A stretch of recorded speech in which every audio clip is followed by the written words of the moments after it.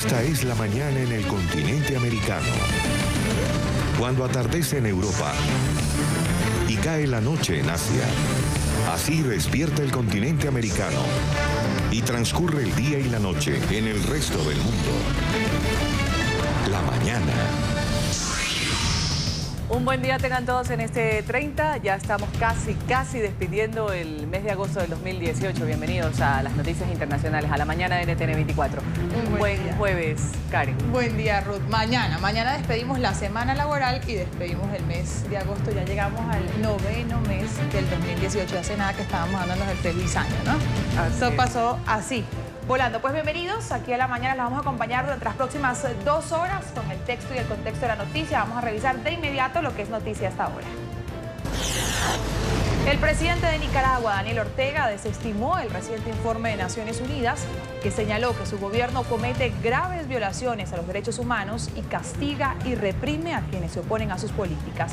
Ortega calificó a los manifestantes de golpistas y asesinos. Nadie cree en los organismos internacionales porque se convierten en instrumentos de los poderosos, de los que imponen sus políticas de muerte sobre los pueblos del planeta Tierra e ignoran totalmente las muertes provocadas por los golpistas asesinos, que vinieron a romper la tranquilidad de un pueblo.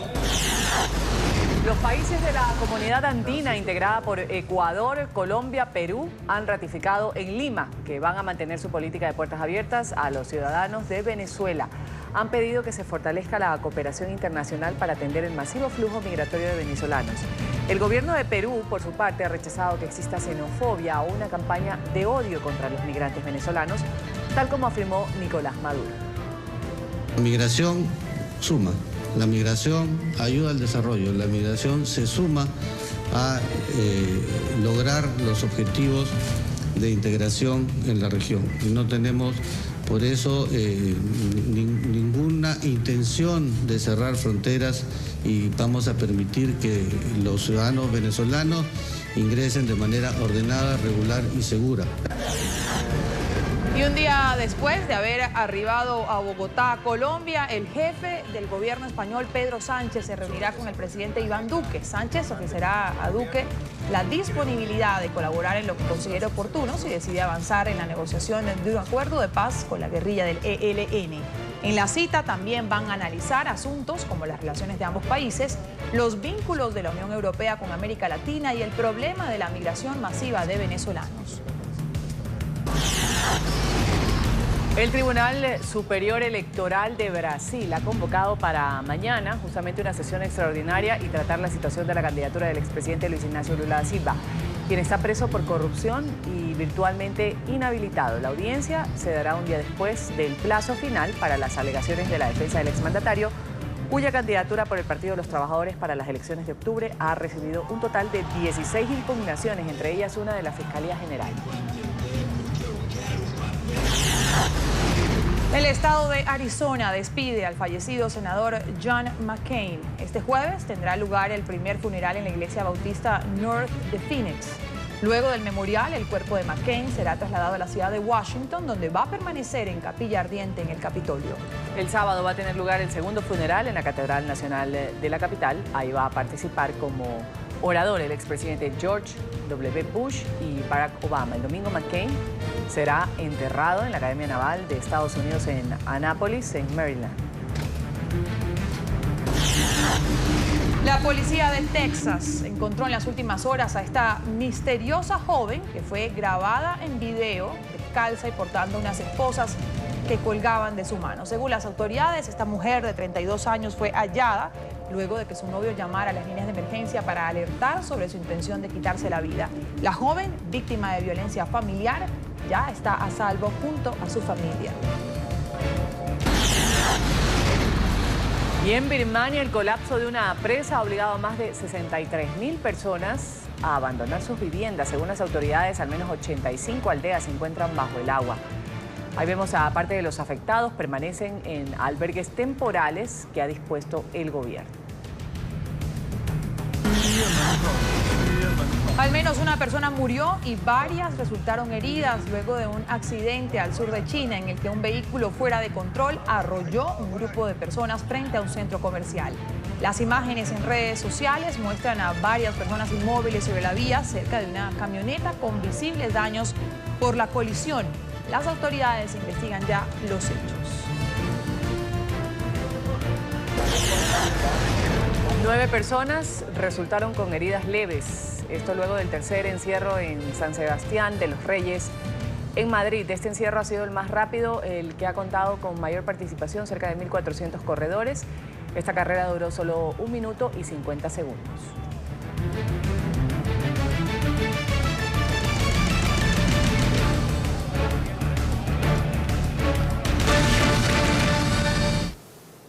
En el año 2024, el Ejército y la Marina ya no estarán en las calles de México. Al menos esa es una de las promesas del presidente electo Andrés Manuel López Obrador.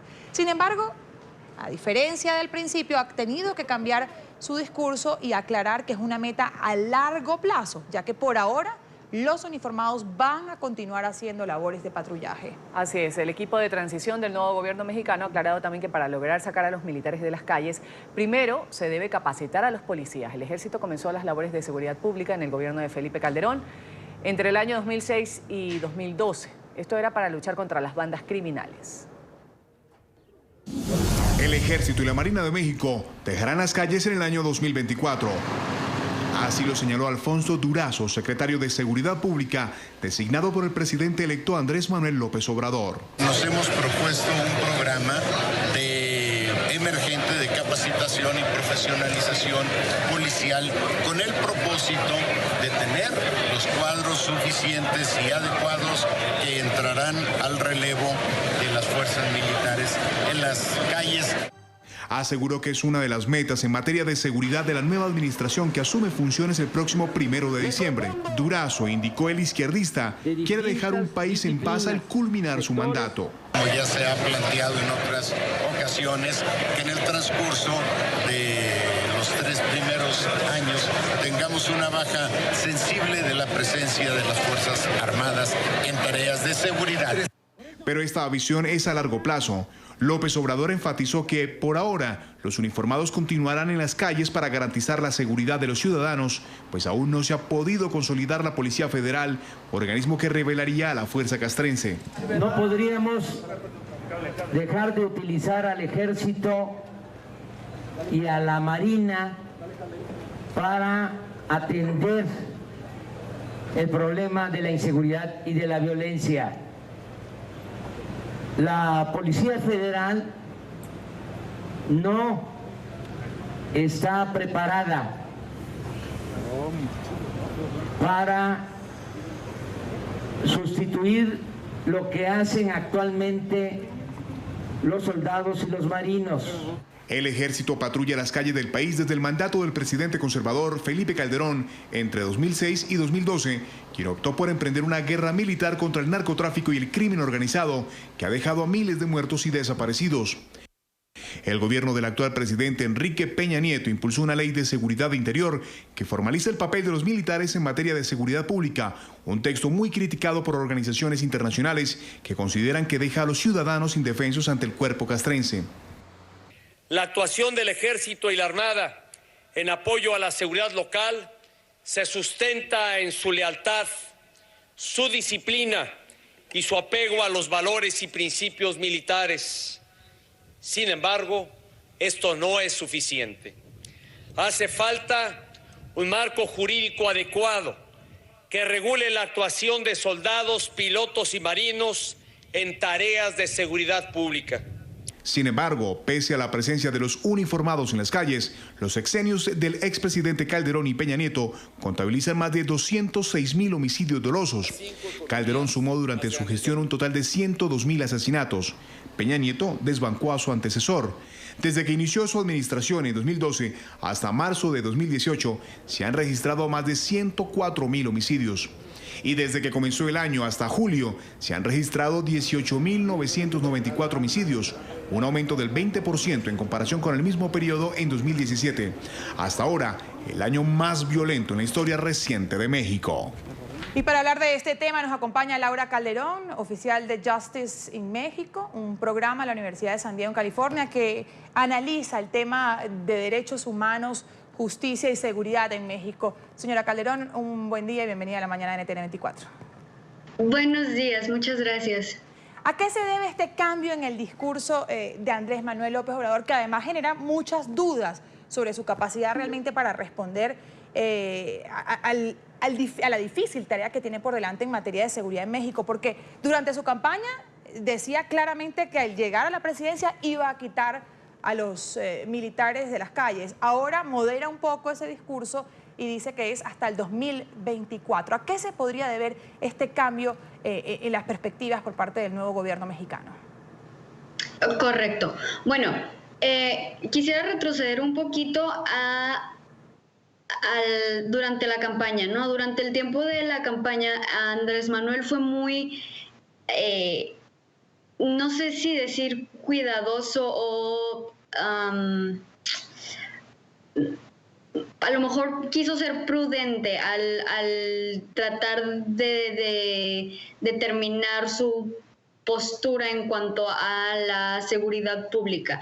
Él decía que lo que él quería hacer era eventualmente quitar al ejército, pero él mencionaba una Guardia Nacional, una Fuerza Nacional renovada, tener una unidad, digamos, una estructura nueva, pero nunca realmente dijo durante la campaña tal cual, llego y me deshago de ellos porque no los quiero. Esto fue antes de la campaña, fue durante el periodo de Fox cuando dijo el ejército no tiene nada que hacer en las calles, lo tenemos que quitar, pero cuando viene ya a la campaña, por lo menos a la última campaña, fue bastante vago lo que nos quiso decir sobre el ejército.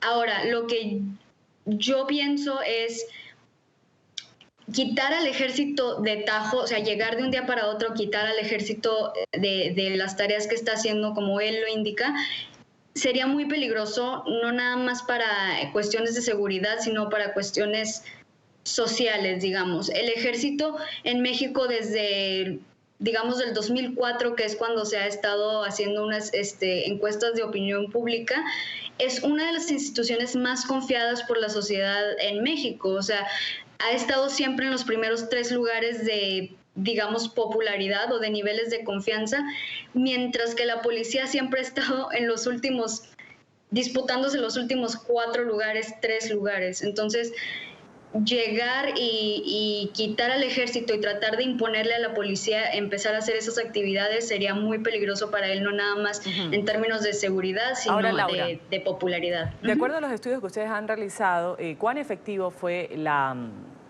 el estar en las calles? Toda esta tropa militar se decía que era para controlar el crimen organizado, para luchar contra estas bandas criminales. ¿Se logró eso? Porque en realidad, o sea, si es que estamos hablando desde la era Calderón hasta la era pasando por la era Peña Nieto y ahora en esta que empieza, pues las cifras no son del todo alentadoras, o sí cumplió la expectativa que tenía de luchar contra las bandas criminales.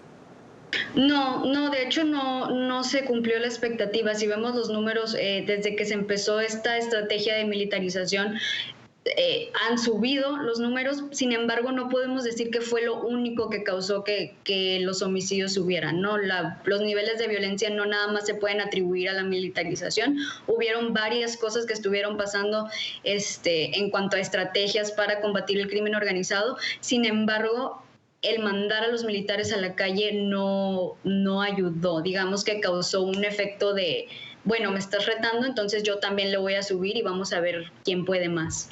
Pues Laura Calderón, oficial de Justice in México, muchísimas gracias por habernos acompañado a esta hora desde California. Un buen día. Gracias a ustedes, buen día.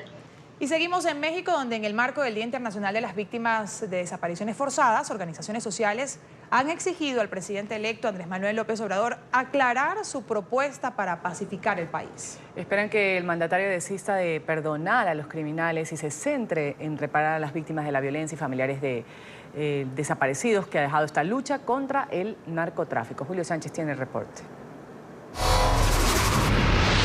Gracias, un saludo desde la Ciudad de México. Así es, hoy es el Día Internacional de la Desaparición Forzada y en México, por supuesto, es un tema que genera preocupación y es que hay miles de personas que se encuentran desaparecidos y que han sido dejados por las autoridades, según las denuncias de las propias organizaciones de la sociedad civil y de los propios familiares. Es en este sentido que exigen al gobierno que ya se va, pero también le piden al próximo gobierno encabezado por Andrés Manuel López Obrador a que atienda el problema, a que verdaderamente se comprometa con las víctimas, que son las olvidadas del caso. A continuación les tenemos el siguiente informe. Para recuperar la paz, el próximo presidente de México ha planteado, entre otras cosas, el perdón. Pero esta idea no es compartida por defensores de derechos humanos y sobre todo víctimas de la violencia.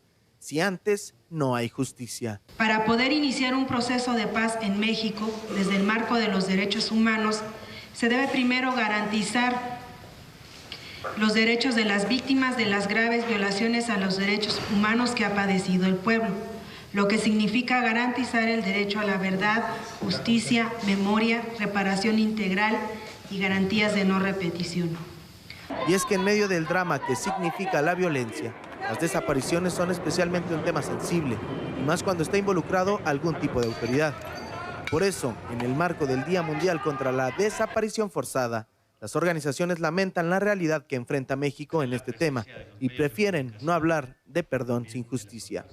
Es generalizada, puesto que en la mayoría de los estados de la República existen víctimas de desaparición forzada y también es transeccional. El gobierno saliente deja una enorme deuda con las víctimas. La investigación ahí está. Evidentemente, ante la negativa y el rechazo de los padres de familia por aceptar los alcances de la investigación realizada por la Procuraduría General de la República, en donde había evidencias claras y contundentes de que muy lamentablemente los 43 jóvenes habían sido incinerados por un grupo delincuencial. Yo estoy en la convicción de que lamentablemente pasó justamente lo que la investigación arrojó. Sé que lamentablemente la pérdida de un hijo no hay forma de repararla. Son hechos que nunca más se deben repetir en nuestro país. Pero ahora, el que viene tiene un enorme reto. Necesitamos una comisión de la verdad para todas las víctimas de desaparición forzada en el país. Recordar que oficialmente hay 38,000 personas desaparecidas, según cifras del gobierno federal, pero las organizaciones, incluidas las organizaciones de la Campaña Nacional contra la Desaparición Forzada, estamos hablando de una cifra de entre 100,000 y 300,000 desapariciones forzadas. Gobiernos se van, otros llegan con nuevas ideas y propuestas, pero la realidad de miles de víctimas parece no cambiar. Es la información que tenemos desde Ciudad de México. Regresamos con ustedes a nuestro Centro Internacional de Noticias. Gracias, Julio. Humillados y desconcertados, así se sienten los pensionados en Venezuela tras la solicitud del régimen de Nicolás Maduro del carnet de la patria para cobrar su mensualidad. Aunque en las últimas horas el ministro de Comunicación aclaró que quienes no tengan este nuevo documento podrán seguir recibiendo su beneficio, el temor pues se mantiene, está en el aire. Nuestro periodista Oliver Fernández tiene el reporte desde Caracas. Oliver. Buenos días, Karen Ruth, un placer saludarles desde Caracas. Pues es así, ha habido mucha confusión en cuanto a la solicitud del gobierno de Nicolás Maduro de que las personas tengan que sacarse el carnet de la patria para cualquier servicio público y sobre todo para los pensionados quienes se apostaron frente al Seguro Social en la sede que queda en pleno centro de la capital venezolana para protestar no solo por sus medicinas y por sus alimentos y su pensión, sino también para exigir al gobierno de Nicolás Maduro que ellos, el único requisito que tienen para poder cobrar su pensión es haber trabajado durante toda su vida por muchos años y bueno, que ya esa contribución se la han hecho al Estado y que el Estado debería retribuirlo. Sin embargo, esta confusión, por supuesto, no solamente es de los pensionados, también es de algunos jubilados, etcétera, etcétera. Vamos a ver el siguiente informe realizado por nuestra compañera Carolina Bigot, donde vimos muy afectados a las personas de la tercera edad. Y a veces me acuesto sin comer. El señor Tomás Sandoval tiene 86 años, trabajó toda su vida en el país donde nació, Venezuela. Hoy teme perder su pensión por no poseer el carnet de la patria. No, ni lo voy a sacar tampoco. Me siento burlado y ofendido en mi propia dignidad, porque me la han violado. El derecho a yo existir, a comer, a vivir en nuestro país, eso se acabó. Se pregunta y lamenta por qué es obligado a hacer algo que no quiere. Nos contó que aún recibiendo la pensión ha pasado hambre. Teme lo que pueda venir para él. ¿Qué puedo hacer, Dios mío? ¿A dónde acudo? A Dios. Señor, ayúdanos. Necesitamos que la Virgen María nos oiga, si no nos oye el presidente de la República y nadie en este país, Dios mío, ¿a dónde hemos llegado? ¿Hasta cuándo, mija? Tenemos que soportar. Mis días que me quedan de vida, bueno, lo voy a morir de hambre, porque ¿con qué como? No tengo dinero, no tengo pensión.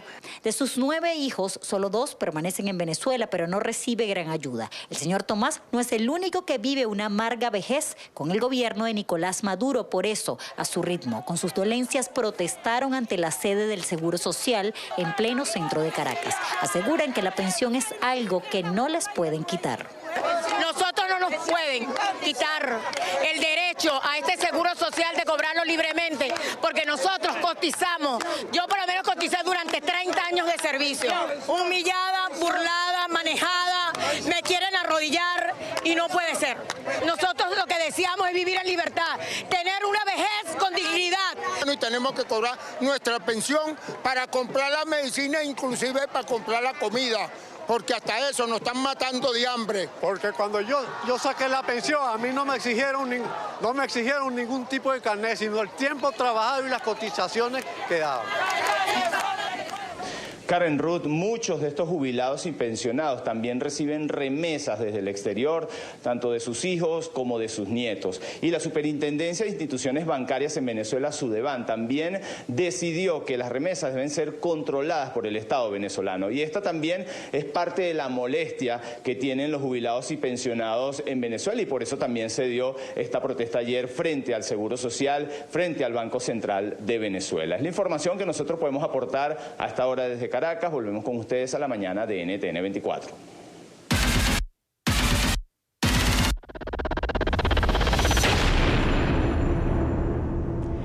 El régimen de Daniel Ortega es responsable de un sinnúmero de violaciones a los derechos humanos, entre ellos ejecuciones extrajudiciales y desapariciones forzadas. Estas son las conclusiones de este informe que presentó la Oficina del Alto Comisionado de la ONU para los Derechos Humanos en Ginebra. El documento advierte que Nicaragua puede tener un futuro similar al de Venezuela.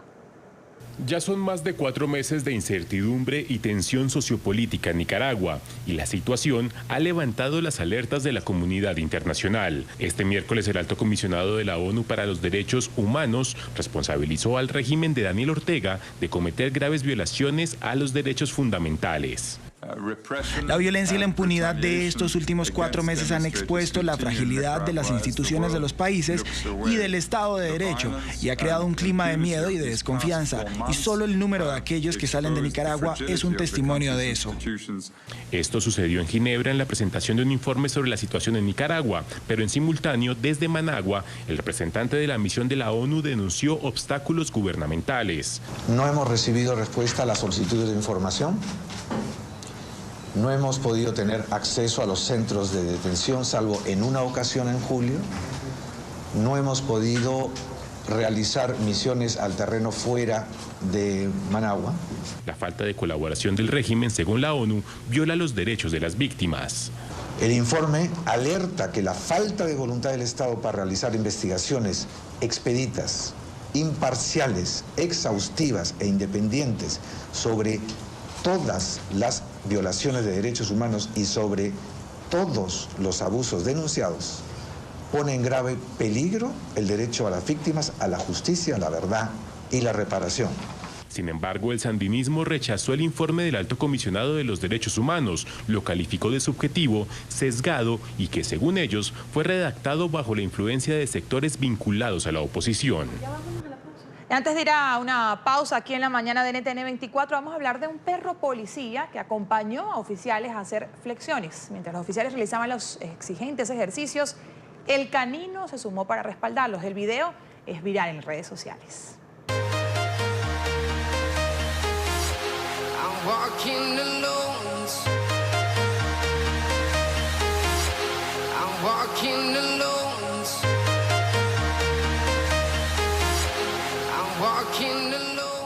Vamos aquí a hacer una pausa, enseguida retornamos con más luego de los anuncios. Hablamos del crimen de una mujer que ha conmocionado la ciudad de Nueva York.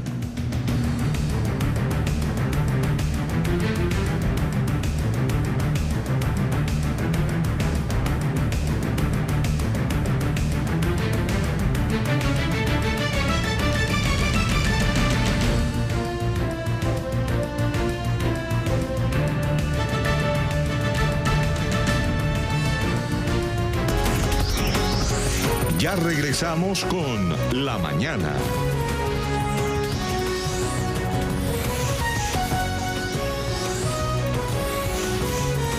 Continuamos con La Mañana. Vamos a ver lo que es noticia en el mundo inmediatamente. Los habitantes de una comunidad, esto sucedió en el estado mexicano de Puebla, se han tomado la justicia por mano propia. Los vecinos decidieron linchar, quemar vivos a 2 presuntos criminales señalados como secuestradores de niños. Los familiares de estos sospechosos rechazaron los cargos de secuestro, aseguraron que solo eran unos campesinos. El gobierno de Puebla ha condenado los hechos y ha dicho que investiga el caso. También en México, otro periodista fue asesinado. La víctima fue identificada como Javier Enrique Rodríguez Valladares, quien se desempeñaba como camarógrafo y reportero del Canal 10 en Cancún. Según las autoridades, el comunicador habría sido atacado por hombres armados cuando se encontraba acompañado, al parecer, por un artesano en una de las principales avenidas de la zona urbana de este destino turístico. El crimen es ya investigado por la policía. Con la muerte de Rodríguez, ya son 8 los periodistas asesinados en territorio mexicano tan solo en lo que va del año 2018. Las autoridades de Hawái han reportado la primera muerte asociada con la tormenta Lane, que inicialmente amenazó el archipiélago con fuerza de huracán, posteriormente se degradó a depresión tropical. Los bomberos recuperaron el cuerpo de un hombre de 30 años, ha sido identificado como Joshua Bradbury. La policía ha informado que el residente habría muerto luego de saltar a un arroyo para intentar salvar a un perro. Atemorizados se encuentran los residentes de un complejo de apartamentos en Miami. Esto debido a que a plena luz del día, este hombre vestido de ninja husmea en los alrededores de la zona. Cámaras de seguridad captaron el momento en el que el sujeto cubierto de pies a cabeza con ropa oscura recorre la localidad. Aunque no se han reportado robos, la policía se mantiene vigilando esta área. Y en la capital de Argentina se registra una desesperada búsqueda de una ciudadana venezolana. Oriana Malcotti, de 23 años, hace 2 meses llegó al país. La familia de Oriana ha perdido el rastro de esta chica desde el pasado lunes. Aseguran que la joven sufre de convulsiones. Además, al verse obligada a migrar por la crítica situación que enfrentan en su país, también enfrenta brotes psicóticos.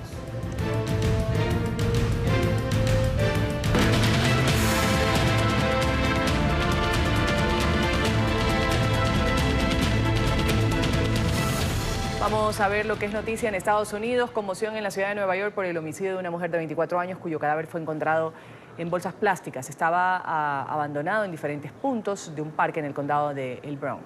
La policía de la Gran Manzana confirmó en las últimas horas que 2 personas ya han sido capturadas por su presunta responsabilidad en este crimen. Además, revelaron que la víctima es de origen hispano. Alejandro Rincón tiene la información. Alejandro, ¿de quién se trata?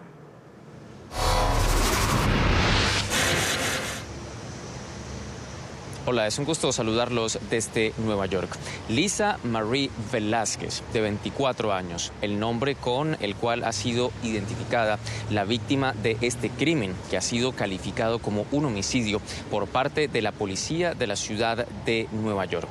Este caso, que genera conmoción en la ciudad y en particular en la comunidad hispana, está ligado directamente al espacio donde nos encontramos ahora, Barrero Park, un punto del condado del Bronx que, como ustedes pueden verlo detrás de mí, todavía está acordonado por parte de las autoridades para avanzar en las investigaciones alrededor de este incidente.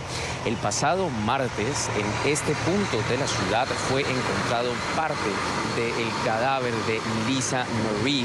Estaba escondido en unas bolsas que fueron abandonadas en este espacio público. Días antes, durante el pasado fin de semana, había sido encontrada ya la primera parte del cuerpo en otro espacio público, otro parque también a varios kilómetros de distancia del punto donde nos encontramos ahora. Sin embargo, en las últimas horas se confirmó no solo que esos restos, que en un principio estaban incompletos, pertenecen a esta misma persona, sino que se trata de esta mujer nacida en Nueva York, pero de origen latino. De hecho, su familia y ella es de origen puertorriqueño. Pues a raíz de este incidente, las autoridades activaron intensos operativos de búsqueda que permitieron la captura de estas dos personas, que fueron identificadas como Daquan Wheeler, de 31 años, y Ciara Martínez, de 30. Estas dos personas están ahora mismo en poder de las autoridades y se les señala de ser las directas responsables de este crimen. A propósito de esa captura, la policía de la ciudad de Nueva York entregó la siguiente reacción a través de las redes sociales. Quiero agradecer a los hombres y mujeres de la División de Detectives número 42, investigadores de homicidios del Bronx y todos quienes trabajaron en el caso por homicidio de Lisa Marie Velázquez. Su esfuerzo colectivo ha permitido la entrega a la justicia de los responsables de esta muerte. 2 personas están en custodia. El médico forense de la ciudad de Nueva York precisó que el fallecimiento de Lisa Marie fue consecuencia de golpes contundentes en la cabeza. Paralelamente, los familiares de esta mujer han precisado a las autoridades, que de hecho son las que han entregado esta información, que Lisa Marie estaba desaparecida desde hace varios días. La última vez cuando tuvieron noticias de ella fue en un momento cuando estuvo en su casa y salió rápidamente porque decía que tenía que ayudar a un amigo que estaba en problemas. Luego de salir de su casa, jamás regresó. Es toda la información que tenemos para ustedes por ahora. Continúen con más en el Centro Internacional de Noticias. Alejandro, gracias. En Florida, las autoridades sanitarias de Miami alertan a los bañistas por la presencia de una bacteria en una de sus playas. Piden a turistas y locales evitar ingresar al agua de Crandon North Beach, en el exclusivo sector de Key Biscayne. Carlos Rodríguez tiene el reporte hasta ahora. Carlos. Así es, muy buenos días. Y es que esta situación de la contaminación con materia fecal en esta concurrida playa de Miami, y que desafortunadamente se repitió a menos de un mes según las autoridades sanitarias, se puede presentar por varios motivos. La presencia de bacterias entéricas ya viene siendo un indicador de contaminación fecal que puede provenir de vértidos de aguas pluviales y la vida silvestre, mascotas y aguas residuales humanas. Esta medida tomada este miércoles en horas de la tarde se dio después de realizar pruebas al agua de esta playa, donde se encontró un alto nivel de la bacteria Enterococcus, que puede presentar para los humanos problemas de infecciones de las vías urinarias, también problemas abdominales y hasta cardíacos, según informó el Departamento de Salud de la Florida en el condado de Miami-Dade. Ahora, los síntomas que se presentan al afectado dependen de la localización de la infección. Asimismo, las autoridades sanitarias advierten que ciertas cepas de Enterococcus se han vuelto resistentes a muchos antibióticos y pueden ser difíciles de tratar. Ahora, el departamento inspecciona los niveles de la bacteria en el agua de 16 sitios específicos del condado cada 2 semanas desde agosto del 2002. Crandon North Beach, ubicada en la entrada de Key Biscayne, una zona exclusiva, pues en la costa este del sur de la Florida, estuvo afectada en el mes de julio por un aviso similar cuando un análisis del agua dio positivo a la presencia de materia fecal. Es por eso que las autoridades recomiendan a los bañistas que se mantengan fuera del agua de esta playa hasta tanto los análisis confirmen que la playa está libre de contaminación fecal. Y hay que decir que este fin de semana es feriado en los Estados Unidos con el Labor Day o Día del Trabajo, y esta playa pues es una de las preferidas tanto por turistas como residentes para esta época de verano visitarla, pero se debe estar atento a las recomendaciones de las autoridades sanitarias con los comunicados para poder ingresar en el agua y así pues, evitar inconvenientes de salud. Esa es toda la información desde Miami. Soy Carlos Fernando Rodríguez. Continúen con más en nuestro Centro Internacional de Noticias. Vamos a agradecer este reporte desde Florida. El presidente de Estados Unidos, Donald Trump, ha asegurado que las negociaciones con Canadá sobre su incorporación al nuevo Tratado de Libre Comercio de América del Norte van muy bien. Reveló que había conversado ya con el primer ministro canadiense Justin Trudeau. Emiliana Molina desde Washington tiene la información. Emiliana. Hola, ¿qué tal? Muy buenos días. El mandatario estadounidense aseguró que las conversaciones del Tratado de Libre Comercio de América del Norte están avanzando y que están también renegociando con Canadá. Creo que sí, creo que Canadá quiere hacer un trato de verdad y creo que va a ser bastante bueno para Canadá si lo hacen y creo que no va a ser tan bueno si no lo hacen. Tenemos una muy buena relación. Vinieron ayer a la Casa Blanca y negociamos tarde hasta la noche. En la Casa Blanca estamos negociando en este momento y quieren hacer parte del trato. Les dimos hasta el viernes y creo que posiblemente vamos a hacerlo. Veremos qué sucede, pero en cualquier evento las cosas están funcionando bien. Hace 3 días, México y Estados Unidos alcanzaron un inesperado acuerdo comercial para reformar el Telecán. Y Trump apuntó que aunque esperaba que Canadá se sumara a este esfuerzo, estaba dispuesto a continuar con un acuerdo bilateral solo con México.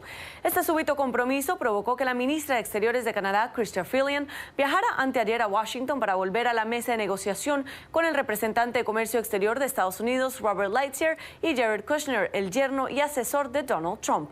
Las negociaciones podrían cerrarse tan pronto como el viernes. Desde Washington, Emiliana Molina, regreso al Centro Internacional de Noticias. Emiliana, un buen día para ti. Aumentan los casos de ciudadanos americanos a los que se les niega la renovación de su pasaporte en áreas fronterizas entre Estados Unidos y México. Se trataría de personas de origen hispano. Las autoridades consideran que muchos habrían usado certificados de nacimiento falsos. En Los Ángeles, Mauricio Cárdenas tiene la información. Mauricio.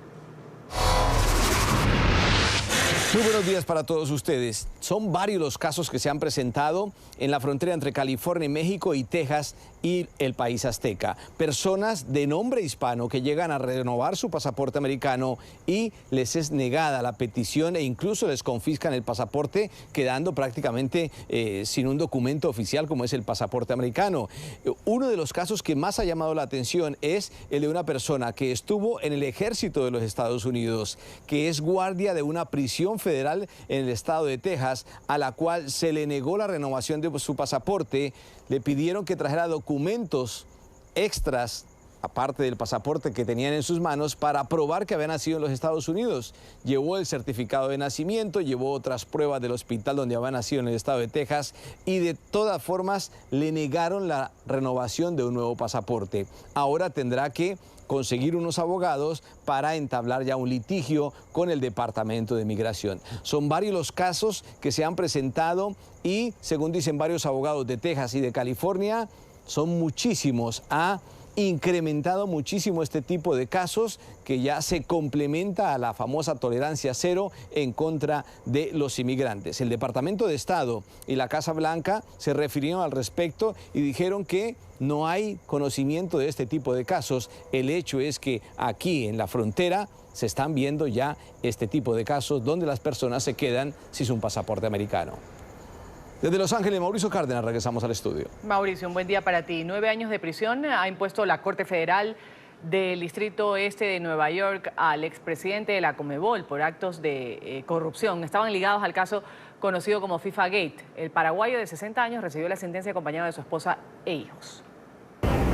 La Corte Federal del Distrito Este de Nueva York justificó su sentencia caracterizando al expresidente de la Conmebol como una persona motivada por la codicia, argumento diametralmente opuesto al concepto manejado por la defensa, que intentó, sin éxito, rebajar al mínimo el tiempo de prisión. Fue un hombre de mucha humanidad, generoso en su país y y para los actos que lo encontraron culpable, un término de prisión de 9 años no es justo y vamos a apelar.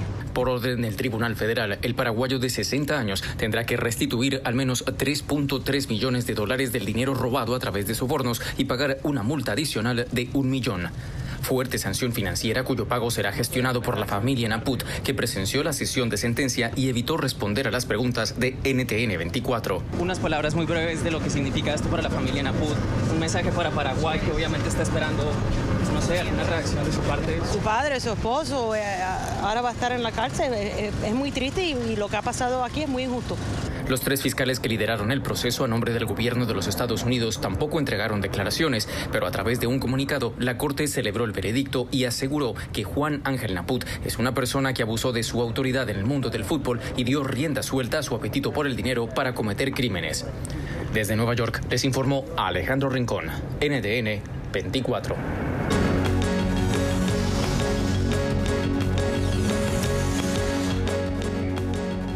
El presidente del gobierno español, Pedro Sánchez, está ya en Colombia, la tercera parada de su gira latinoamericana, que también lo llevó a Chile y Bolivia. Así es, el día de hoy el presidente del gobierno español se va a reunir con su homólogo Iván Duque en la Casa de Nariño. Vamos a saludar en la capital colombiana a Leslie Pérez, quien tiene el reporte y un poco de la agenda en Colombia de Pedro Sánchez. Adelante, Leslie.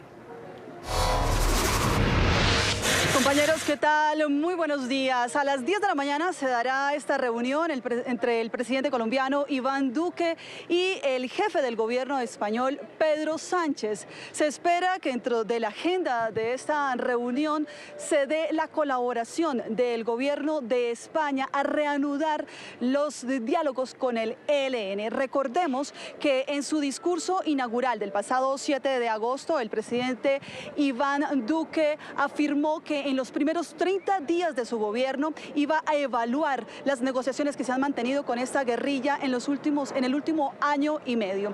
También dentro de su agenda se va a hablar sobre la implementación del acuerdo ya firmado con las FARC. Concluida esta reunión, se sabrán cuáles son los cambios que le hará el presidente colombiano a estos acuerdos que se han firmado con esta guerrilla. También se hablará sobre las relaciones bilaterales y la problemática de migración de venezolanos. En definitiva, yo creo que es importante que España recupere, o si no queremos utilizar ese verbo, al menos que revigorice su presencia en Latinoamérica. Y creo que esto es muy importante hacerlo de manera mucho más regular. Hay grandes cambios que se están produciendo en la región. Vosotros y vosotras sois mucho más conscientes de lo que somos nosotros desde la distancia y, por tanto, en la copa que nos vamos a tomar después, estoy convencido de que me podréis sugerir algunas de las situaciones, de las realidades que se están viviendo aquí en Colombia. Esta no es la primera reunión que se da entre Iván Duque y Pedro Sánchez. Ya se habían reunido en Madrid cuando Duque ya había sido electo presidente de Colombia. Desde Bogotá, para nuestro Centro Internacional de Noticias, NTN 24, buenos días. Gracias, Leslie. En Bolivia, el máximo dirigente de los Cocaleros de La Paz, antiguo aliado del presidente Evo Morales, fue enviado a la cárcel como presunto autor intelectual de la muerte de un policía. Cocaleros denuncian persecución política en su contra. Esto dicen que es en venganza por haberle quitado el apoyo al mandatario indígena. Vamos con el tema con Paola Cuentas. Paola. Buen día, amigos de NTN 24. Franklin Gutiérrez, dirigente de los productores de hoja de coca del departamento de La Paz, era aliado del gobierno del presidente Evo Morales. Sin embargo, a partir de la promulgación de la nueva ley general de la hoja de coca en este país, surgieron las diferencias, ya que consideraron que el mandatario indígena con esta norma ha favorecido a otro grupo de productores cocaleros, en este caso a los representantes del Valle.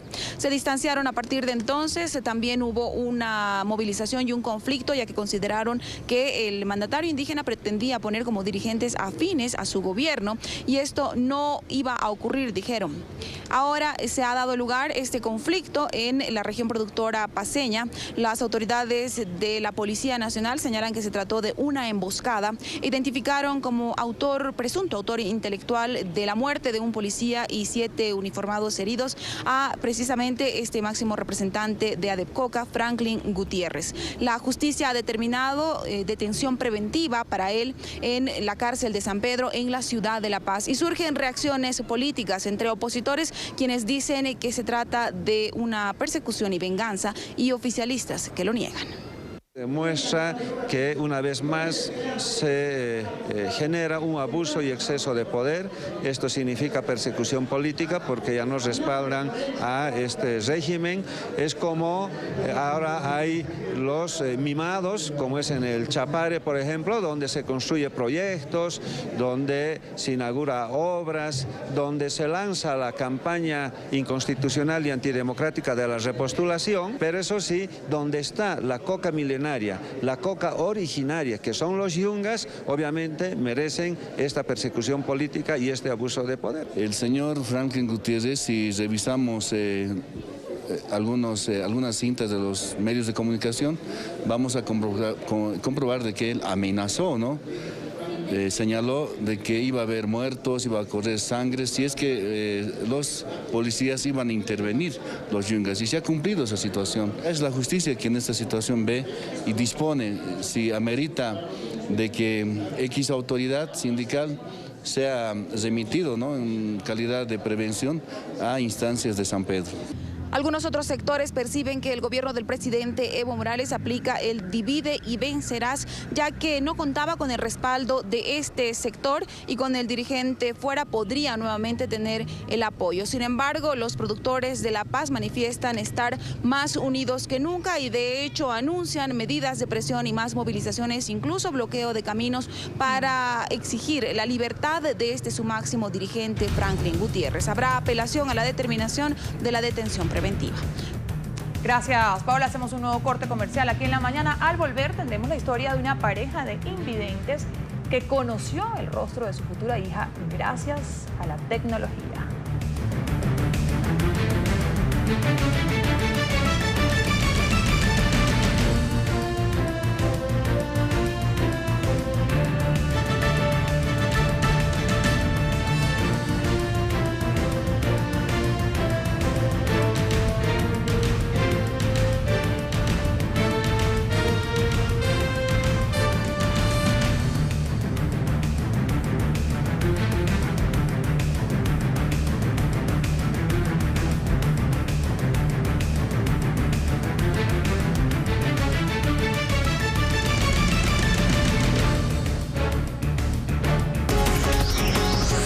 Ya regresamos con La Mañana. Gracias por continuar con nosotras aquí en La Mañana de NTN 24. Vamos a revisar de inmediato lo que es noticia a esta hora. El presidente de Nicaragua, Daniel Ortega, desestimó el reciente informe de Naciones Unidas que señaló que su gobierno comete graves violaciones a los derechos humanos y castiga y reprime a quienes se oponen a sus políticas. Ortega calificó a los manifestantes de golpistas y asesinos. Nadie cree en los organismos internacionales porque se convierten en instrumentos de los poderosos, de los que imponen sus políticas de muerte sobre los pueblos del planeta Tierra e ignoran totalmente las muertes provocadas por los golpistas asesinos. Golpistas asesinos que vinieron a romper la tranquilidad de un pueblo. Los países de la comunidad andina integrada por Ecuador, Colombia y Perú han ratificado en Lima que van a mantener su política de puertas abiertas a los ciudadanos de Venezuela. Pidieron que se fortalezca la cooperación internacional para atender el masivo flujo migratorio de venezolanos. El gobierno de Perú ha rechazado que exista xenofobia o una campaña de odio contra los migrantes venezolanos, tal como lo afirmó el presidente Maduro. La migración suma. La migración ayuda al desarrollo, la migración se suma a lograr los objetivos de integración en la región. No tenemos por eso ninguna intención de cerrar fronteras y vamos a permitir que los ciudadanos venezolanos ingresen de manera ordenada, regular y segura. El Tribunal Superior Electoral de Brasil convocó para mañana una sesión extraordinaria para tratar la situación de la candidatura del expresidente Luis Ignacio Lula da Silva, quien está preso por corrupción y virtualmente inhabilitado. La audiencia se dará un día después del plazo final para las alegaciones de la defensa del exmandatario, cuya candidatura por el Partido de los Trabajadores para las elecciones de octubre ha recibido ya un total de 16 impugnaciones, entre ellas una de la Fiscalía General.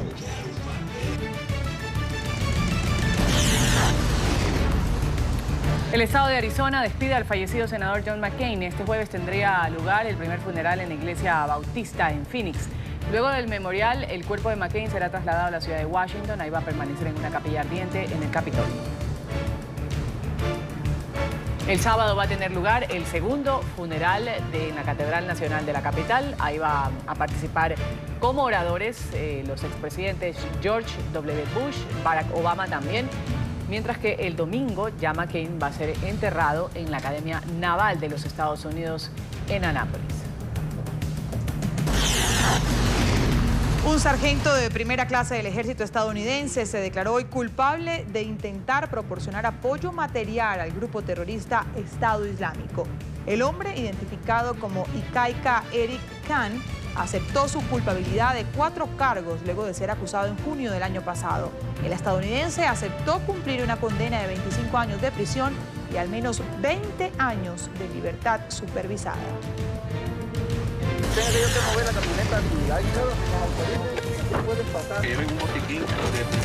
En el año 2024, el Ejército y la Marina ya no van a estar en las calles de México. Esta es una de las promesas del presidente electo Andrés Manuel López Obrador. Sin embargo, es una meta a largo plazo, ya que por ahora los uniformados van a continuar haciendo labores de patrullaje. El Ejército comenzó las labores de seguridad pública en el gobierno de Felipe Calderón entre 2006 y 2012 para luchar contra las bandas criminales.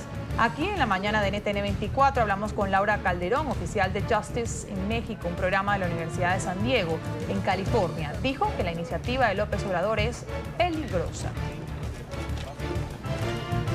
Quitar al ejército de tajo, o sea, llegar de un día para otro, quitar al ejército de las tareas que está haciendo como él lo indica, sería muy peligroso, no nada más para cuestiones de seguridad, sino para cuestiones sociales, digamos. El ejército en México desde, digamos, del 2004, que es cuando se ha estado haciendo unas encuestas de opinión pública, es una de las instituciones más confiadas por la sociedad en México. O sea, ha estado siempre en los primeros 3 lugares de, digamos, popularidad o de niveles de confianza, mientras que la policía siempre ha estado en los últimos, disputándose los últimos 4 lugares, 3 lugares.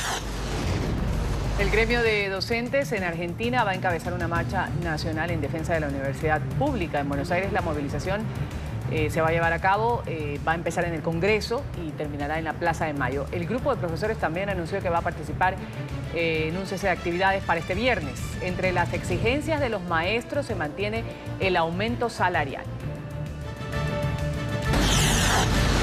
En Birmania, el colapso de una presa obligó a más de 63.000 personas a abandonar sus viviendas. Según las autoridades, al menos 85 aldeas están bajo el agua. Los afectados permanecen en albergues temporales que dispuso el gobierno.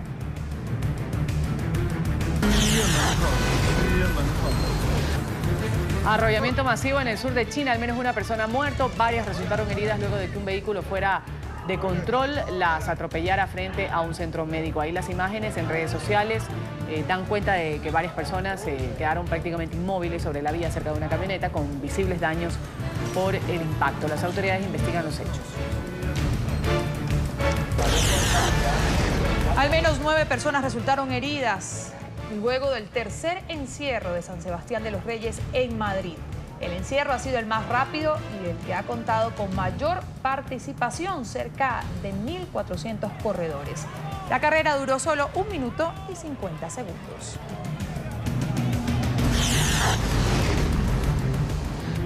El cantante venezolano Will Márquez Uzcategui, ex integrante del conocido grupo musical Los Chamos, ha fallecido como consecuencia de una neumonía. Así lo ha confirmado Norma Jiménez, manager del artista, quien comentó que los médicos intentaron que sus pulmones respondieran, sin embargo no fue posible.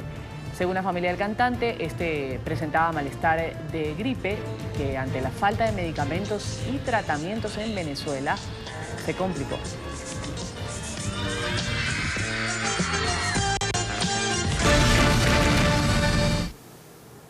La tecnología le permitió a una pareja de invidentes sentir lo que pensaron que era imposible, conocer el rostro de su futura hija. Y todo esto gracias a una impresora 3D. Daniel Iturria y Silvina Ibarra, ambos argentinos, pudieron experimentar lo que sienten los padres cuando por primera vez ven en la foto de su bebé en gestación. Justamente esta impresión que mencionas es en alto relieve y les ha permitido también palpar sus rasgos. No cabe duda que la tecnología avanza rápidamente y uno de los campos donde la podemos ver es en la medicina. Así sucedió recientemente en Argentina, donde Daniel Iturria y Silvina Ibarra, una pareja de invidentes que viven en Córdoba, vivieron una experiencia extraordinaria. Y es que Silvina tiene 29 semanas de embarazo, una etapa en la que los padres ya podrían seguir las imágenes de sus bebés, el desarrollo del feto y el crecimiento.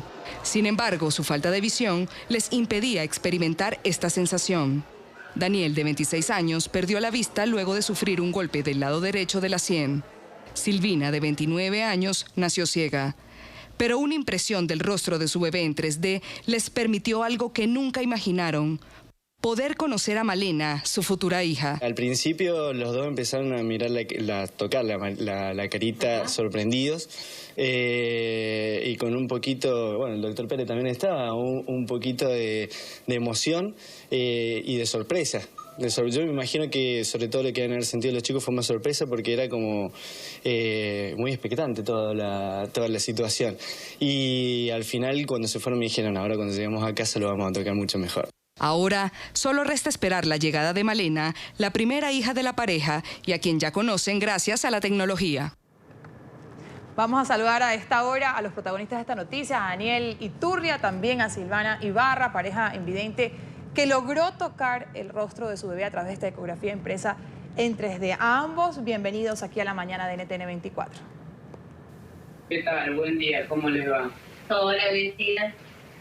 Cuéntenos, ¿cuál fue el sentimiento? ¿Qué sintieron en ese momento que pudieron conocer los rasgos del bebé por la fotografía en alto relieve?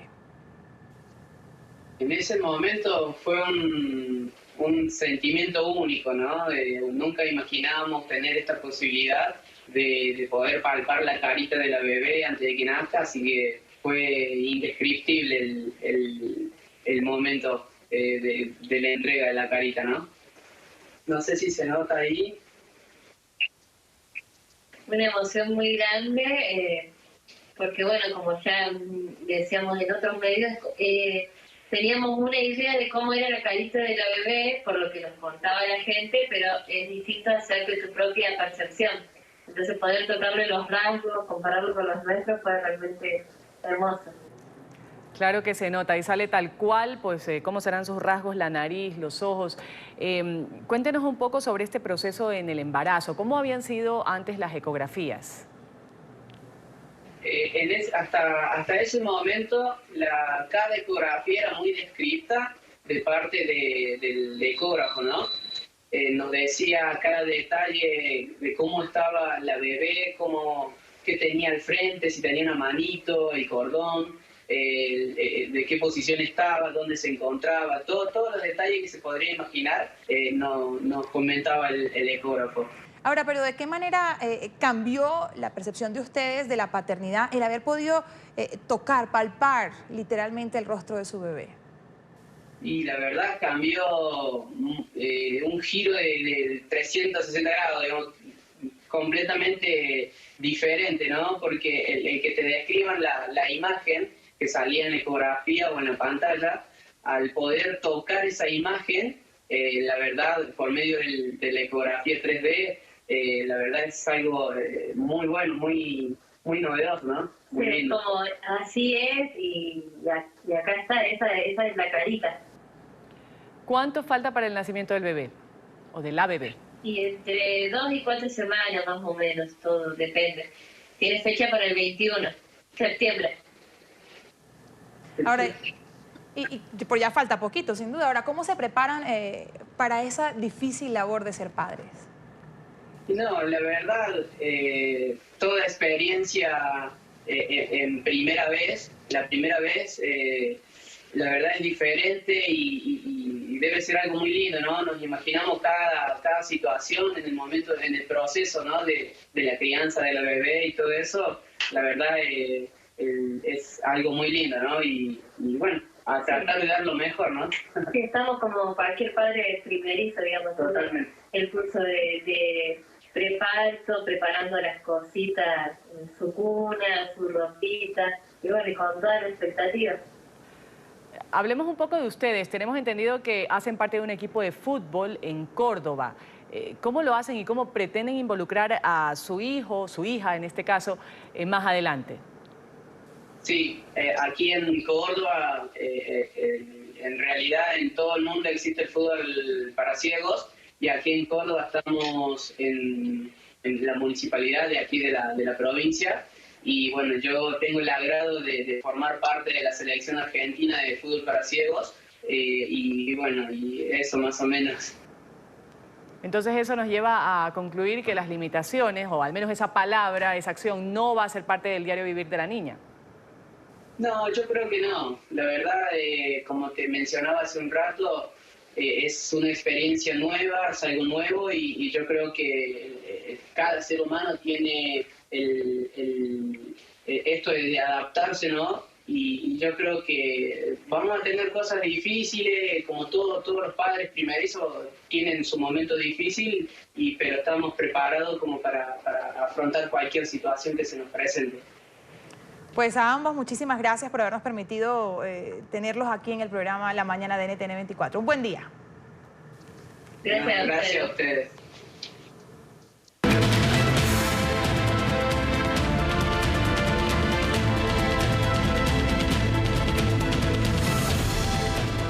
Vamos a ver lo que es noticia inmediatamente en el continente europeo. Los cultivos de legumbres, de hortalizas y frutas se han visto afectados en Reino Unido por las altas temperaturas durante este verano. Y es que han sido unos meses especialmente calurosos. Quienes regresen de vacaciones, que es la fecha además en la que la mayoría de los ciudadanos lo hacen, se encontrarán con un aumento del 5% en el costo de ciertos alimentos. Juan Carlos Bejarano tiene el reporte hasta ahora desde Londres. Juan.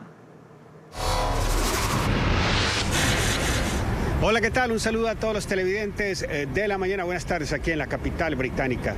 Muchos de ustedes recordarán que durante este verano hemos estado hablando de los maravillosos días que se han vivido aquí en Reino Unido, con temperaturas cercanas a los 30 grados centígrados, con pocos días de lluvia, un verano que no se había visto prácticamente por un siglo. De hecho, la economía mejoró porque muchos tuvieron que salir a comprar ropa especial de verano o a mantenerse hidratados. Pues bien, ahora vamos a tener que pagar un alto precio por esos largos días de sol.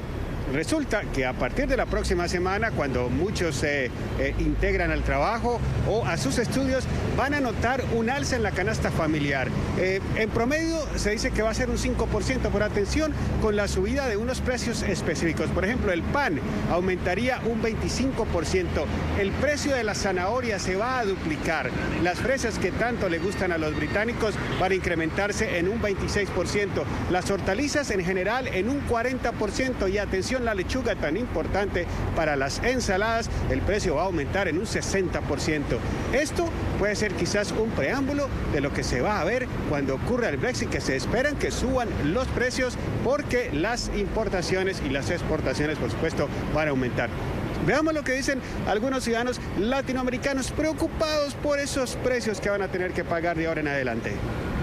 Bueno, la verdad no me sorprende, este año tuvimos un gran tiempo, un verano fabuloso y desgraciadamente vamos a tener que pagar con el bolsillo y esto, aparte de todo, es un preámbulo para lo que se viene el próximo año en el Brexit.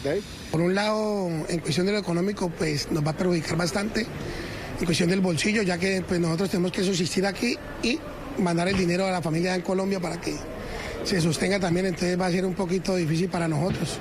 Yo en mi caso tengo un pequeño restaurante aquí, alquilo una cocina aquí en Distrandina y pues voy a ver también afectados los precios, pues tocará al cliente también subirle un poquito a los precios para poder ajustar y que pues no notemos mucho lo que ha pasado por los cultivos. Bueno, esperamos que de verdad esa alza de precios no sea muy prolongada, porque el bolsillo de quienes vivimos aquí ya no aguanta. Despedimos Londres, regresamos a los estudios de la mañana. Adelante.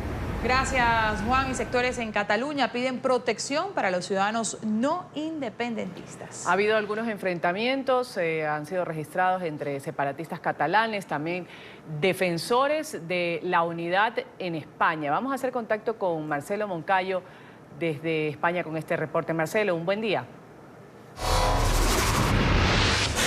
Hola, ¿qué tal? Un saludo para todos ustedes desde Madrid, amigos televidentes. De esta mañana, el principal partido de oposición en Cataluña, el Partido Ciudadanos, solicitó al defensor del pueblo español la iniciación de una investigación sobre el uso que están haciendo de los espacios públicos los sectores independentistas de Cataluña, quienes en más de una ocasión han cubierto con lazos amarillos plazas, parques, playas y edificios públicos. El lazo amarillo es un símbolo que solicita la liberación de los políticos independentistas catalanes que se encuentran detenidos por su participación en la organización del referéndum unilateral de independencia. Según el Partido Ciudadanos, este uso del espacio público está atentando contra la convivencia de los ciudadanos que no apoyan la independencia, provocando inclusive actos violentos. Queremos una Cataluña para todos, queremos que quien quiera que vaya a las playas en Cataluña se sienta cómodo, a las playas, a las plazas, a los ayuntamientos, a las fiestas populares, y por tanto eso sin duda pues lo hemos planteado en el escrito y hemos dado fotos, hemos dado muestras de toda esta ocupación. Y la convivencia se recupera cuando cualquier catalán, vote al partido que vote, puede ir a la playa con sus niños sin que haya un cementerio ideológico lleno de cruces amarillas. La convivencia se recupera cuando tengamos un gobierno de la Generalitat que no diga que hay que atacar al Estado, que es atacar a más de media Cataluña. Vamos a recuperar la convivencia cuando se abra el Parlamento y podamos celebrar el pleno por la convivencia que presentó Ciudadanos y que el separatismo se ha negado a celebrar. Amigos televidentes de la mañana, estos días lamentablemente se han dado actos violentos tanto del sector independentista como de los unionistas. El sábado un separatista le rompió la nariz a una mujer y ayer defensores de la Unidad de España golpearon a un camarógrafo de televisión a quien confundieron con un separatista. Este es el informe para la mañana. Sigan ustedes con más aquí en nuestro Centro Internacional de Noticias. Hasta pronto. Lamentable estos enfrentamientos entre españoles. Gracias a Marcelo por este reporte. Y representantes de 90 países participan en la versión número 26 de la reunión anual de embajadores que este año se desarrolla en París. Los acuerdos comerciales de los países que integran la Unión Europea han sido uno de los temas justamente principales de este encuentro. En la capital francesa ya está Diana Jayón con el reporte. Diana. Compañeros y amables televidentes, reciban un muy cordial saludo desde París. Continúa desarrollándose acá en la capital francesa esa importante reunión de embajadores que llega a su versión número 26 y donde se debaten de diversos tipos de temas de interés para los países que obviamente participan en esta reunión, presidida obviamente por el canciller francés Jean-Yves Le Drian, quien ha hecho además referencia sobre la importancia y la implicación de los países que hacen parte de la Unión Europea. Ha dicho que hay algunos países que solamente están o hacen parte de la Unión buscando sus propios beneficios, pero que no es así como debe ser, sino que se debe pensar siempre en la mejora y sobre todo en la ayuda que se puede dar a nivel de bloque. El canciller francés también hablaba de la próxima reunión que se realizará en finales de septiembre, donde se espera que además Francia llegue con un acuerdo en Alemania de varias propuestas para las políticas que interesan a los países de la región. Los invito a que escuchemos parte de las declaraciones del canciller francés Jean-Yves Le Drian en el marco de esta importante reunión de embajadores. Cada país miembro de la Unión Europea es libre de elegir a los dirigentes que consideren, pero nuestra visión de la Unión Europea como círculo primordial de alianzas, de valores, no es compatible con los gobiernos que no respetan los principios fundamentales y que no se sienten ligados de ninguna manera a la solidaridad comunitaria. En el fondo, estos estados no representan los principios de la Unión Europea. Se aproximan de manera utilitarista a la Unión, donde solo apoyan sus propios intereses y en primer lugar la redistribución de dinero. Nosotros apoyamos el lograr una posición franco-alemana antes de la reunión de Salzburgo el próximo 20 de septiembre a fin de no dejar varios temas en manos populistas ni en mercados de ilusiones. Sabemos que la relación franco-alemana es el motor del relanzamiento europeo. Son 90 representantes de 90 países que esta vez han conformado esta importante reunión de embajadores, como decíamos anteriormente, en su versión número 26, que además no solamente habla de la importancia y los proyectos del bloque europeo, obviamente también se incluyen los países de otros continentes, de otras regiones que exponen aquí sus ideas y también los planes de desarrollo, buscando obviamente socios para ello. Por eso en esta ocasión también han sido invitados importantes líderes económicos de los países que participan en esta reunión que llegará a su final el día de mañana. La información, compañeros, que registramos así a esta hora desde París. Continúen ustedes con más información en La Mañana. Gracias, Diana. Vamos a hacer otro corte comercial aquí en La Mañana. Cuando regresemos vamos a hablar de las repercusiones de las medidas económicas adoptadas por el presidente de Argentina, Mauricio Macri. Tenemos el reporte desde Buenos Aires.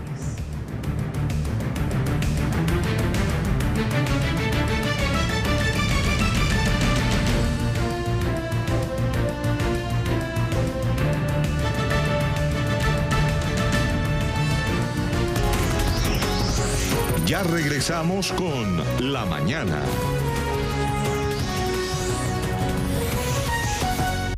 Antójate de todos los martes Visa con 30% de descuento en restaurantes seleccionados durante todo el día. Organiza el plan y prepárate para el próximo martes. Disfruta y prueba los mejores platos. Conoce más en visa.com.co/martesvisa. ¿Le gusta el aspecto de una pared recién pintada? ¿O un cielo raso? ¿O una cerca? ¿Pero detesta pintarlos por todos los derrames y goteos que ocasiona? ¿Pasa más tiempo yendo y viniendo a cargar pintura, subiendo y bajando de la escalera de lo que pasa pintando? Entonces lo que necesita es el Renovator Paint Runner Pro. El sistema de pintura profesional, rápido y fácil, capaz de transformar el aspecto de toda una pared, un cielo raso o una cerca en solo minutos, sin ningún goteo ni derrames ni idas constantes para recargar pintura de la bandeja. Simplemente cargue el depósito con su pintura elegida, coloque la tapa y pinte a la perfección. Es como tener un bote de pintura en un solo compacto e innovador rodillo que no gotea, y usted controla el espesor de cobertura a través de la presión con que pinta, así que solo necesita una mano. Imagine pintar toda una pared en solo 5 minutos o un ambiente entero en solo 20. El secreto detrás de esta asombrosa y nueva tecnología es su innovador rodillo de microfibra, el que combinado con el sistema de distribución hacen que el Paint Runner Pro libere la pintura de un modo perfecto con una precisión casi mecánica, brindándole una cobertura perfecta. Repetimos, sin derrames ni goteos. Con el Renovator Paint Runner Pro es fácil como verter y pintar una capa perfecta, tanto en las superficies más rugosas como en las más delicadas, como la madera. Y limpiarlo es tan fácil como ponerlo bajo el grifo. Además, se guarda en la mitad de espacio que un rodillo común. Llame ahora mismo e incluiremos el accesorio para bordes extra fino. El complemento perfecto del Paint Runner Pro le permite delinear fácilmente ventanas, puertas y más. Pero espere, también recibirá este accesorio vierte fácil para cargar su pintura y el accesorio rinconero, los cuales se venden por separado, también incluidos. Llame ahora mismo a su distribuidor local para ordenar. Si las líneas están ocupadas, inténtelo nuevamente. No deje pasar esta oportunidad. Aproveche esta oferta única para televisión. Las operadoras lo están esperando. ¡Llame ya! Estamos presentando La Mañana. A continuación, Club de Prensa. Más adelante, titulares de la hora. Vea en Efecto Naim. Los políticos con más seguidores falsos en Twitter. Ministerios para todo tipo de problemas. Peligrosos destinos turísticos y descabellados conflictos fronterizos. Recordamos lo mejor de nuestra sección de cierres en un programa imperdible. Efecto Naim. El análisis para entender cómo está conectado el mundo por NTN 24. ¿Te encanta tu sofá y quieres protegerlo de alimentos, pelos y rasguños de mascotas, pero cubrirlo con toallas y mantas queda feo? Te presentamos Couch Coat, la funda reversible y elevable que protege tu hermoso sofá. Ya no más manchas, patas sucias de mascotas ni garras afiladas. Mantén tu sofá limpio y como nuevo. Lo mejor es que es reversible, con 2 elegantes colores que hacen juego con cualquier tipo de decoración. Otras fundas son imposibles de poner, pero con Couch Coat simplemente colócala así de fácil. Se adapta a tu sofá de hasta 92 pulgadas. Couch Coat, la funda reversible y levable que hace que tu sofá se sienta cómodo y acogedor. Incluso tiene cobertores para una mayor amortiguación y protección de los apoyabrazos. Mis nietos destruyen todo, pero con Couch Coat mi sofá está siempre protegido y se ve tan bien como el día que lo compré. Con Couch Coat nunca tengo que preocuparme porque el perro arruine el sofá con sus patas sucias o con su pérdida de pelo o con olor. La solapa posterior de Couch Coat se mantiene firme en su lugar y no se mueve mientras se está sentado o se duerme. Y es lavable a máquina. Le dan una apariencia moderna a sofás antiguos. Transforma sofás viejos y manchados. Y los sofás nuevos quedarán intactos durante años. El accesorio para tu sofá. Otras fundas pueden costar $200. Cubrirlo con toallas y mantas queda feo. Y nadie quiere envolver sus sofás con plástico. Llama ya o haz clic para ordenar tus Couch Coat ya. La funda reversible y levable que protege tu hermoso sofá. Pero espera, te garantizamos que se adaptará a tu sofá o te devolvemos tu dinero. Ya no más manchas, patas sucias de mascotas ni garras afiladas. Mantén tu sofá limpio y como nuevo. Lo mejor es que es reversible, con 2 elegantes colores que hacen juego con cualquier tipo de decoración. Y es lavable a máquina. Couch Coat le dan una apariencia moderna a sofás antiguos. Transforma sofás viejos y manchados. Y los sofás nuevos quedarán intactos durante años. El accesorio para tu sofá. Llama ya o haz clic para ordenar tus Couch Coat ya. Continuamos con La Mañana. Hablamos ahora de la tensión social registrada en Alemania. Ahí se han dado nuevos disturbios en Sajonia entre radicales xenófobos y manifestantes izquierdistas. Grupos de ultraderecha agredieron a varios extranjeros después de la muerte de un alemán en una pelea. Juliana González tiene hasta ahora la información, analista política de nuestra cadena aliada Deutsche Welle. Juliana, una buena tarde para usted. ¿Qué nos puede contar? ¿Qué es lo que está sucediendo en Alemania? Hola Ruth, Karen, televidentes de La Mañana. Lo que sucede en la región de Sajonia es preocupante. No es nuevo, pero sí preocupa por el grado de virulencia que han tenido estas manifestaciones que debemos mencionar. No están dentro de los parámetros democráticos de Alemania, un país en el cual las marchas se tienen que registrar. A raíz del incidente sucedido en una riña callejera que está todavía por aclararse, un ciudadano ha muerto y a raíz de esto se generó a través de las redes sociales toda una campaña de desinformación y de convocatoria que llevó a los radicales de extrema derecha a tomarse el centro de la ciudad de Chemnitz y también a gente, ciudadanos normales, no solamente, digamos, de los movimientos antifascistas, sino ciudadanos que están en contra de estas políticas y de estas actividades xenófobas que han sido estimuladas por parte del Partido Populista de Alianza para Alemania.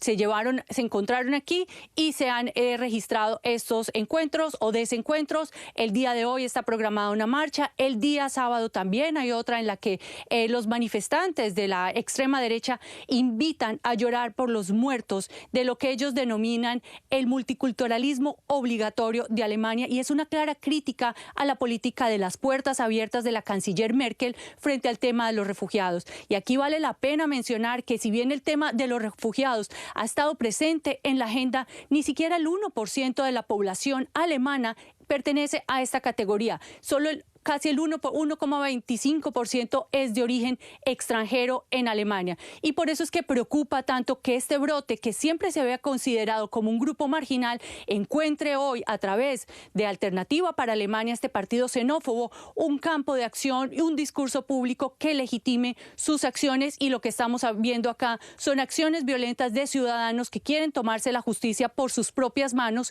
pero para eso el gobierno ha dicho que mandará más refuerzos de policías y tendrá que vigilar más la actitud de sus propios policías que han apoyado todas estas manifestaciones y han sido pasivos y tolerantes frente a este movimiento. Desde Alemania les informa Juliana González. Juliana, gracias por ese reporte. Y no paran los problemas en Chile para el presidente Sebastián Piñera con la implementación de sus políticas económicas. Parlamentarios de oposición aseguran que van a rechazar la idea de legislar la reforma tributaria. Organizaciones de trabajadores realizaron una protesta contra la iniciativa, pues consideran que afecta a la clase media chilena. Saludamos en Santiago de Chile a nuestro periodista Juan Pablo Monsalve, quien a esta hora tiene la información. Juan Pablo.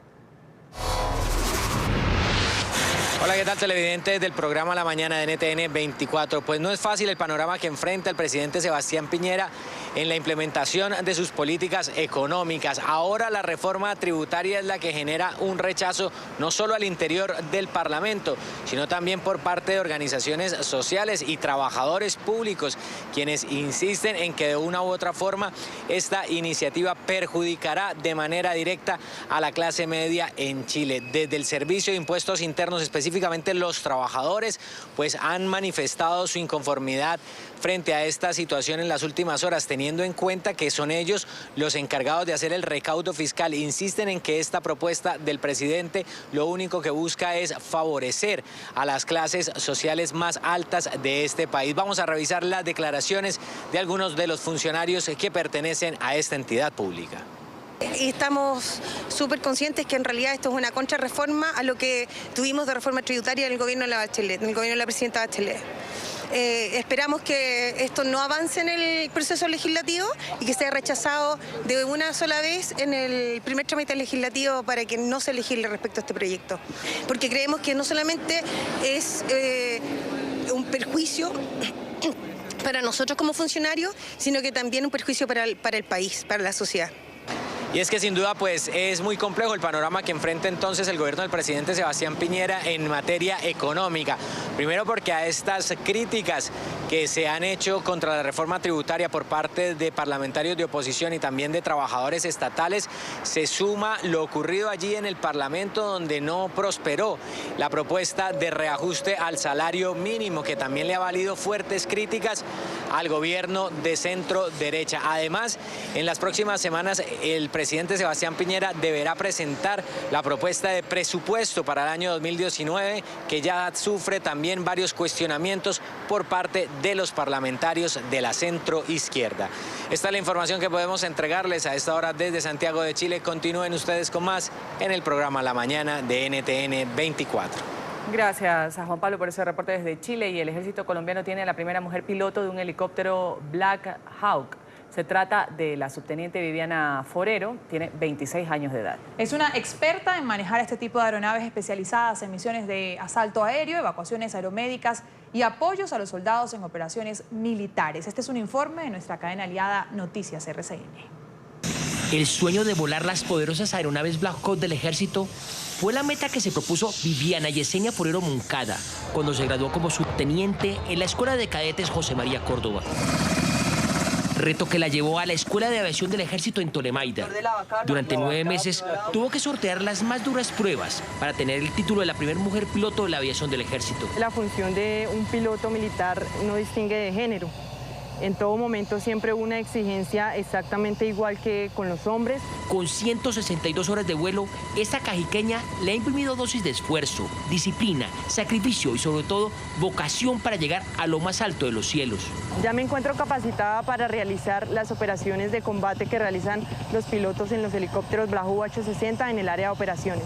Alumna que se destacó en medio de un grupo de hombres, donde muchos llegaron, pero pocos alcanzaron la meta. Los estándares tanto para personal masculino como para mujeres es el mismo.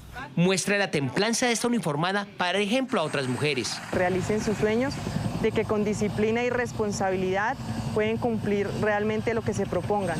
Tras su graduación, asume nuevos retos, donde estará encargada de realizar misiones de asalto aéreo, evacuaciones aeromédicas, misiones de apoyo humanitario, extinción de incendios y apoyo a soldados en operaciones militares.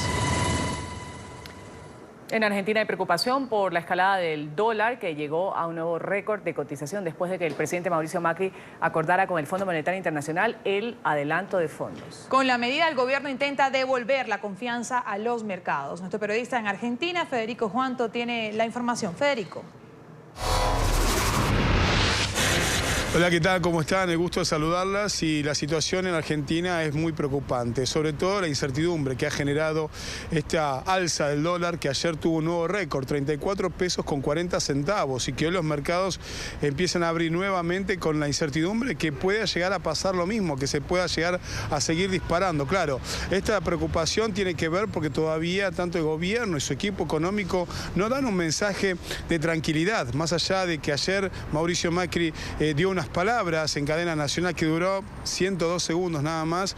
Bueno, la preocupación de los argentinos todavía continúa, y también se sabe que se van a medir medidas de ajuste aún más severas, teniendo en cuenta que el Fondo Monetario Internacional le ha exigido estos pagos de los préstamos que va a ofrecer que sean rigurosos. Claro, el gobierno nacional le ha puesto estas trabas, más que trabas, estas condiciones que el gobierno tiene, claro, que hacer frente en un esquema donde la situación de crisis económica y social está latente, porque hoy se suma a este problema económico la situación social. Hoy hay paro de docentes, va a haber una marcha nacional, hay paro también de estudiantes universitarios. Los sindicatos se reunieron en el día de ayer y anunciaron un paro para el 25 de septiembre, que va a ser un paro nacional y general, y esto quiere decir que de alguna manera está esperando una respuesta del gobierno nacional ante los reclamos de aumento salarial, donde en medio también la moneda del dólar, que es la que rige todos los precios, todos los productos que los argentinos consumimos, lamentablemente van en aumento. Nosotros consultamos con la gente cómo está, cómo vive esta situación del dólar, y esto nos decían. Está bastante mala, pero yo confío en que Macri la va a sacar adelante. ¿Está preocupada con la movida que hubo ayer en el dólar, que los precios se disparan? Sí, estoy preocupada, por más que nada por la subida del dólar, ¿no? Vivimos en una economía supuestamente capitalista, pero nosotros somos asalariados, o el pequeño y mediano empresario, ¿viste? Y el que queda afuera ahora, que se queda sin laburo. Es casi récord la cantidad de personas que están quedando sin trabajo. Y ustedes pueden ver acá en el barrio de Belgrano, tarde-noche, muchísima gente en situación de calle. Muy mala, malísima. Yo soy jubilado y gracias a mis hijos que me ayudan puedo seguir tirando. Hace muy poquito acaban de empezar a abrir los mercados y hay que ver con expectativa qué es lo que va a pasar con el dólar. Lo cierto es que hoy en día, por primera vez en la historia, el peso argentino vale menos que el peso uruguayo. Desde Buenos Aires, esta es toda la información. Continuamos con ustedes en el Centro Internacional de Noticias. Hasta luego. Federico, gracias por ese reporte desde Buenos Aires al rescate de perros en triciclo. Un triciclo de carga. Edgardo Zúñiga es un hombre que viaja por todo México salvando a los caninos que han sido abandonados. Intenta crear conciencia sobre el maltrato animal.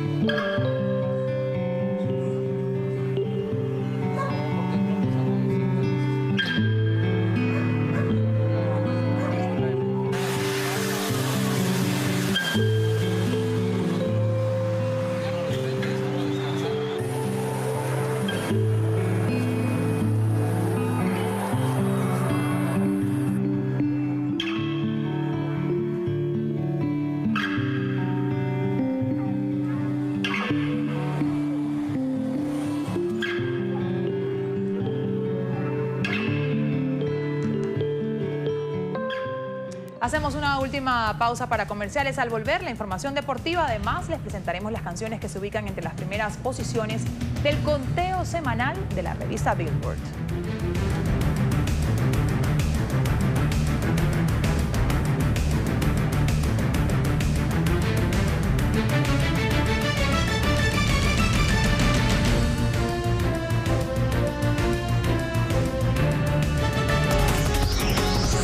Ya regresamos con La Mañana.